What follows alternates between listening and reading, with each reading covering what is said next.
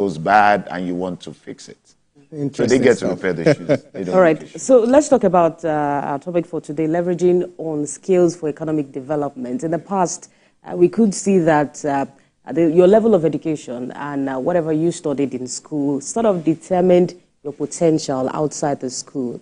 How much of a big deal is the skill economy now, and what does this indicate for the future of work?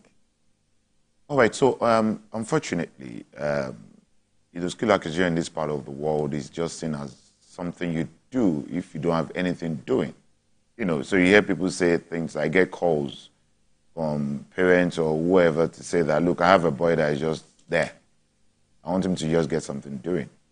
All right, so we do not pay respect and attention and priority into ensuring that people acquire the skills that are needed in every economy.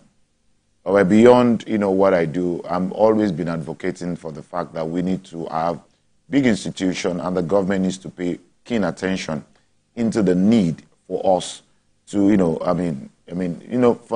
I used to tell people that when I tell people that I would rather be called a shoemaker rather than an accountant, because I studied accounting in school. A first degree in accounting, I also have a master's degree. But I found out that, hey, what I have passion for really is the leather works, the leather industry. So it was a big of frustration to think that, okay, what do? I remember when I started up with my very good friend, Dapo Duba, back then in the university. My father was a professor in the same university. He wanted me to be a professor in the same, of course, eventually. But I really don't want to be in the classroom. I want to create value, for my society.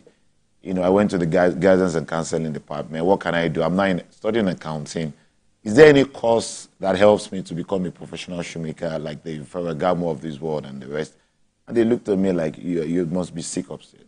Why would you want to quit accounting or shoemaking? Right? But in the defense of some of these parents who say their children are just idle and not doing anything, and that's why they resort to skill acquisition. You are an accountant, so you went to school. There are persons who decide not to go to school and just focus on, skill acquisition. How possible is that to actually work? So if I have an opportunity to turn back the hands of time, I'd rather not just do accounting. I'd rather just focus early enough. And it's the reason why Italy, a place like Italy, is known to be #1 in the world for quality shoes. A lot of them knew from secondary school that they have no business studying accounting or banking and finance. They have an idea of what they really wanted to study from school. So, that was what my immediate elder brother did eventually. He didn't go to the university, he just went straight into farming. And now he's a big boy. But then you'll now be wondering the connection between the town and the gown, because you were in school, your elder brother? Immediate elder brother. Immediate elder brother didn't go to school. But then others will be saying, especially when you go on the internet today, they will say, a school not scam. So how would you answer this?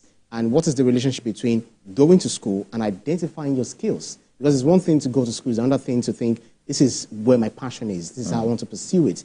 Are they related, the town and the gown, when it comes to economic development and your own personal economy contribution to the economy? Yeah, well, I think you can marry both, all right?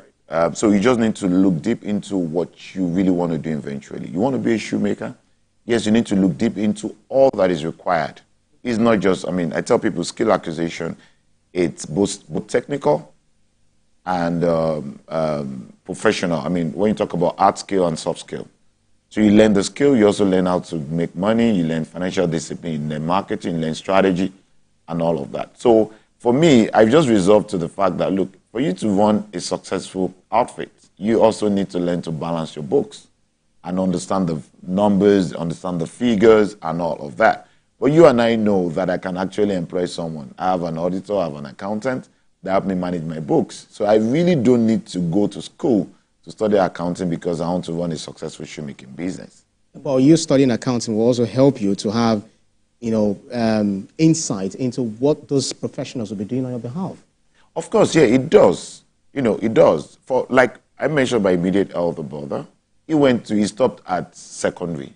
He did nursery, primary, and secondary school. For me, he's educated. He speaks good English. He can read and write. All right. You can compare the school back in the day with the current current one that we have now? Because some will say standard 4, standard, well, he might not have studied, standard 4 and all of that. But then, if you compare the education of, the olden days to this current one, do you think that you can go to secondary school and then you're good?